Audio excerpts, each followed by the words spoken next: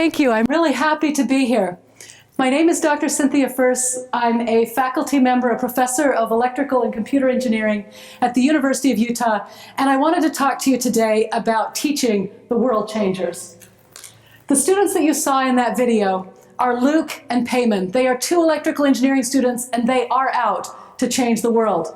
Luke designs, now you may have seen them playing their music, but Luke designs electrical systems for finding faults on aircraft so that TWA 800 will never happen again, where 230 people were killed. He's out to prevent that problem. Payman designs systems for graphical improvement to be able to do better ray tracing in our graphical programs. So I wanted to talk to you about your importance as teachers and how you are the ones that are teaching these world changers. The world is changing. In 1876, Alexander Graham Bell demonstrated the first effective telephone. By the 1940s, every housewife wanted one at home. In 1963, we got an amazing invention, the push-button telephone. By 1980, the telephone lost its wires. By the 1990s, you could put it in your pocket. And today, you have a small computer in your purse. I wanted to showcase some of the student innovations at the University of Utah. These are my students today, but they were your students just a few years ago. Jeff Huber and Tyler Jepson in civil and environmental engineering just recently did a project to re-engineer the Jordan River stormwater system to make sure that we don't have floods in our local valley. Here's Ella Tanoba Johnson. He's invented something called Sculptine that is a facial surgery substitute, makes it so you can do facial surgery without the surgery. Here's Whitney and Martian. They noticed a problem in third world countries that our computers are way too expensive and most students are not able to afford them. So as business students, they developed a computer in a box, which is a very low cost solution for third world countries. This is Ryan O'Callaghan. He's part of a team that developed a better urinary catheter to make sure that people are safer and more comfortable during and after surgery. This is an interesting collaboration between our College of Architecture and the Girl Scouts of America to build sustainable beetlewood cabins that guarantee us a greener backcountry America. Here is a very innovative photography student in our art department. This is Natalie Kirk. She uses photography to promote women's health issues. Here's an art professor, Kim Martinez, who helps develop art murals in our community with a wide variety of young students. Now here's something for anyone who has a desk job. It's called the Active Desk. It's basically a bicycle under your desk, developed by the Lassonde Center to make your desk job much more active and improve health. This is David Lubers, a student that I traveled to Antarctica with to develop better tools for climate change research. And finally, Lindsay and Lexi Kite, two identical twins who just recently received their PhD for developing a program called Beauty Redefined that takes back beauty from the unhealthy media images that plague many of our young women. These students are changing our world. These are my students today, but they were your students only a few years ago. So this is my classroom in electrical engineering at the University of Utah. When I look at this class, how can I recognize, how can I tell which of these students is going to be the world changer? Is it John? Is it Katie? Is it Jeff? Who's the one who's going to make the big difference in our world today? So does a world changer look like this? The answer is yes. Don is currently working at Lawrence Livermore Labs, and he is changing the world. How about this? Brittany and Amanda, yes, these two are local engineers that are changing our world here. How about this? This is my graduate student group from just a few years ago. These, as you recognize, are a bunch of international faces, and they are changing the world all over the world. And finally, these students, yes, these are engineering students too. Katie is working in a medical device company that finds bacteria in blood and water. So when you look at my class, when you look at your class, who here is going to change the world? The truth is, the better question is, who won't? So let's talk a little about what it feels like to change the world. What's that experience? Now, I know that all of us have had experiences where we have touched the world and made significant changes, so I just wanted to share a little of my personal experience with you. I became an engineer to change the world. I did a job shadow with a woman pediatrician, and she saw about 25 young students throughout the day, young patients, and she gave them medication, she gave them well baby shots, and there was one young boy who had something wrong, and she sent him for an MRI scan. And the MRIs came back, and she was able to understand what was wrong with him. And she told me, it's not me, the doctor, that changed his world today. It's the engineer who designed that MRI system. And I took that to heart. So I became an electrical engineer. And in my senior project, the big project you have to do before you graduate, I wanted to make a voice-controlled wheelchair. I had a colleague in class, another student, who was a paraplegic, and he had a puff tube to drive his wheelchair around. He had to puff into this tube. And once in a while, on really cold winter days, we'd get frozen, and he would need to be helped across from the Union. So I wanted to be able to help my friend. Well, I didn't have a wheelchair, so I used this little red car as a substitute, as a surrogate for a wheelchair. And I built this circuit, and I worked on it, and I worked on it, and I worked on it for month after month after month after month after month. And this little car would sit on this table, and I would talk to it. I would say, go, go, go, and just sit there. And I would say left, and it just sat there. And all the other guys in the lab said, when you say go and that thing goes, you better have a heck of a celebration. Well, one day, I had twiddled and I had tweaked and I had debugged, and I said go. And the car took off across the bench, crashed into the wall, and broke into a million pieces. I was elated. And I danced on the bench. I was so excited. The car worked great. 98% of the time, it did what I was supposed to do. 98% is an A, right? 98% in this application is a failure. It is an utter failure because if my wheelchair is going along and I say stop and it doesn't stop and I go over the edge 2% of the time, that won't do. My 98% success was a failure, and I actually felt like a failure at the time. But then we readjusted the project, and I did a power strip for people who were in wheelchairs so that they could say, turn things on and off by saying 1 on, 2 off, 3 on, 4 off. So adaptation actually made this project a success in the end. And then I did my master's degree.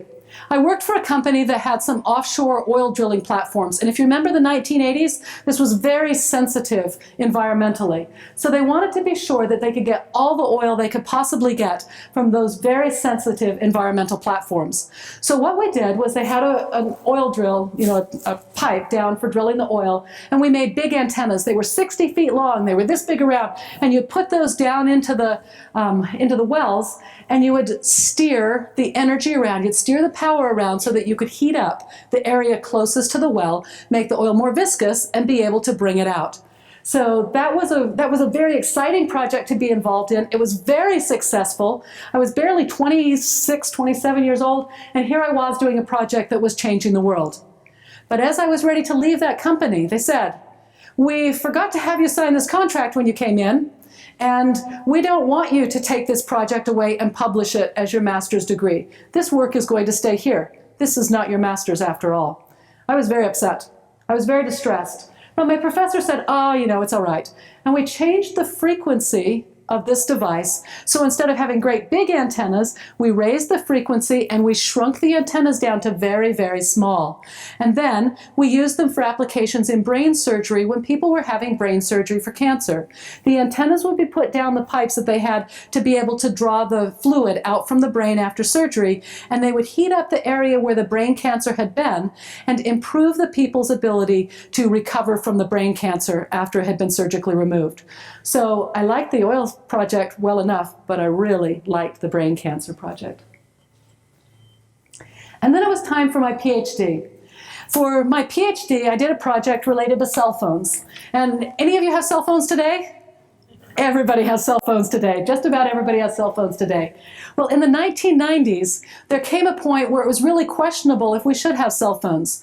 There was a woman who had brain cancer on the left side of her head where she used her telephone, and she was claiming that that telephone had caused the cancer on the side of her head. The truth was, there was no scientist in the world that knew the answer to that question. So my professor received a grant to be able to figure out how much power was in the head from a cell phone. It's not this cell phone, but from a cell phone. So we measured with this head model right here, and we simulated on the computer to figure out how much power was in the head. Now think about this cell phone. This has an antenna you can really see, right? This is an old cell phone. At the time, we built antennas wanting them to send power in all directions so that wherever your base station was, you'd be able to receive power from that base station. But if you put that next to your head, half the power, nearly half the power, went into the head. Not only was it less desirable to have the power go into the head, but you're also wasting your battery. Heck, you're going to have to power it up twice as often. You need a battery that's twice as big. So we changed the world of cell phones, and they became designed like this. No antenna that you can see, and the power is transmitted only away from the head instead of into the head. So I felt like the PhD project that I did actually had a substantial impact on the cell phone industry, and the software that I developed is one of the types of software that is still used to evaluate cell phones today. One of my projects today is finding faults on aircraft in flight.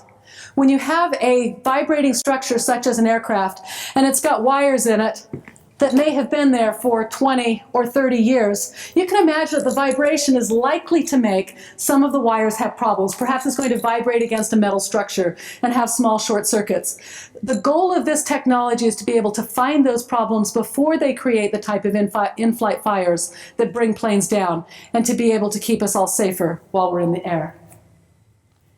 So with those projects, I felt like I've had a chance to impact the world.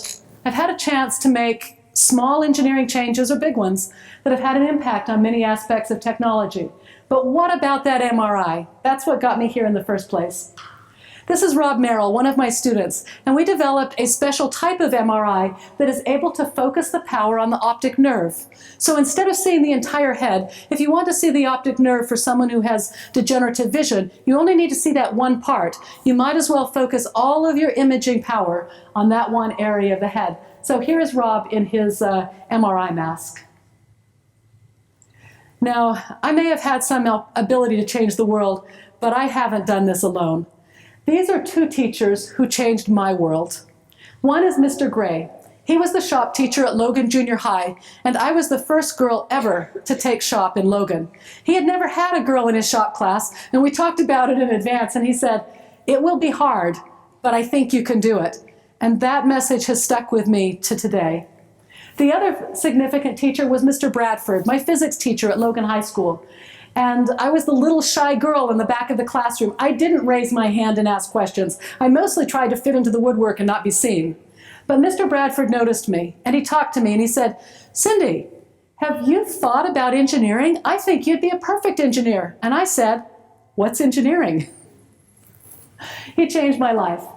So now let's talk about how teachers can teach the world changers. What do we do? So first of all, we need to invite them. Invite them to the world that it is that they're going to change. Mr. Bradford's invitation, "Have you thought about engineering?" changed my world and gave me the chance to change ours. Encourage creative problem solving. Once in a while in your classroom, turn things upside down. Instead of giving students the problems, instead ask them to write them. Ask them to come up with creative solutions to problems that they see in the real world, just like my cat did trying to get these goldfish. Invent things together. In most of our classrooms, and in fact when I give exams, we sit the students down at a desk and we say, we need you to do this exam. Don't you dare look at anybody on either side. That would be cheating. Do this by yourself. But the reality of invention today is there's no invention that's done with just one person. Even your simple cell phones have hundreds of engineers involved in their design. We invent things together. This is my graduate student team at one point. And the invention always happens in large groups. So anytime you have the opportunity for the students to work together, to share each other's ideas, and to play with each other's ideas, that's what a team of inventors do. Take the time to try things. Have the opportunity to actually test stuff out. Maybe you don't know the answer. The stuff that I work on today, no one has ever built. I don't have the answers to how it should be done. I can't tell my students how to do it.